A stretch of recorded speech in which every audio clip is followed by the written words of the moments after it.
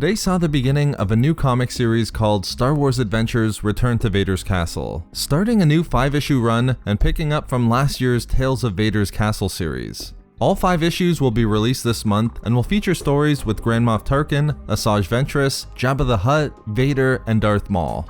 Today's first issue focused on Maul, and similarly to last year's Tales from Vader's Castle series, the issue is presented as a story provided by one of the characters, with Maul's story being told here by Vinay, the attendant who served Darth Vader.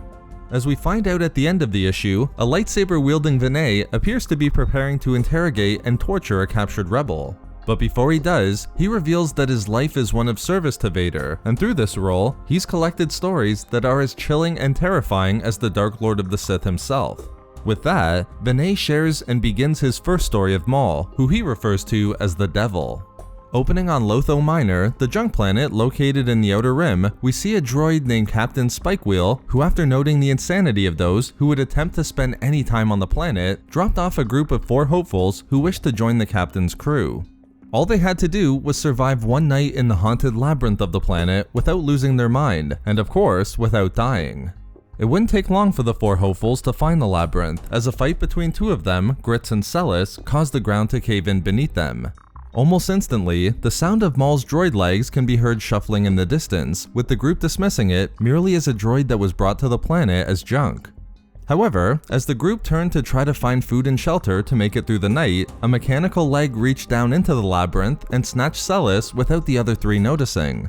Recognizing his friend was missing, one of them, a human male named Bren, decided to go look for Celis. Eventually, Bren would hear the missing scavenger calling out to him, turning to see Celis hanging in a large opening within the labyrinth, explaining only that he couldn't stop him.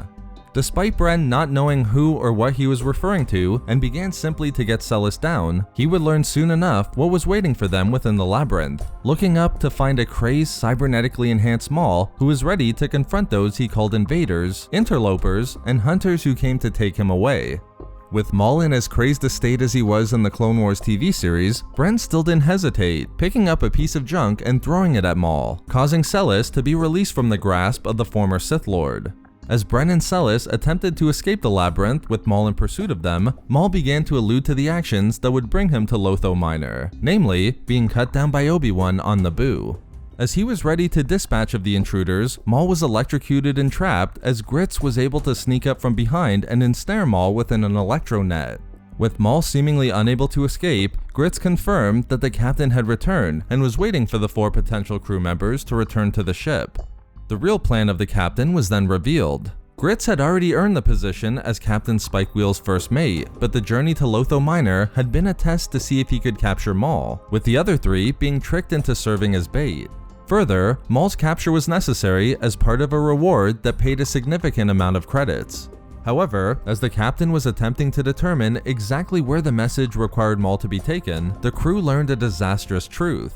Although the message requested Maul to be taken to someone referred to only as Mother and at a location called Mount Gethzerion, even worse was the realization the message was sent by Maul himself. As a brief aside, this is a great reference to the Legends Night Sisters lore, specifically the founder of the Night Sisters, Gethzerion, and potentially the Singing Mountain clan as well. With this, Maul freed himself from the Electronet, declaring simply that the call was indeed his call, and it was part of a scheme that attempted to steal a ship for his escape from Lotho Minor. As Maul turned against the crew of the ship, the captain was the first victim of Maul, who shared a similar fate as her attacker in being torn in half. Seeing no other options, Celis quickly opened the ship's hatch to try to force Maul out of it. As the 4 surviving members of the crew held on to avoid Maul's fate, the former Sith was able to grab a hold of Grits' leg, ultimately pulling him down to the surface of Lotho Minor with him. Recognizing that there was nothing they could do for Grits, the 3 that remained on board the ship decided to leave as quickly as they could, leaving Grits to face the wrath of Maul alone.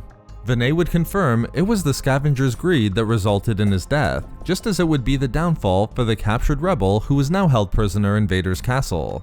The issue would close by revealing Vinay's prisoner to be Lieutenant Thom Hud, one of the rebels who infiltrated Vader's castle in last year's Tales from Vader's Castle series.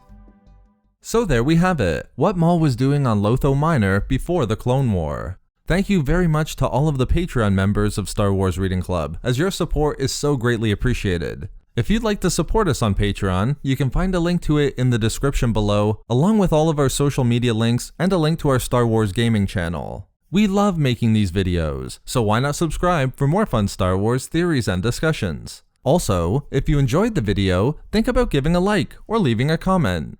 If not for me, forget Zarion.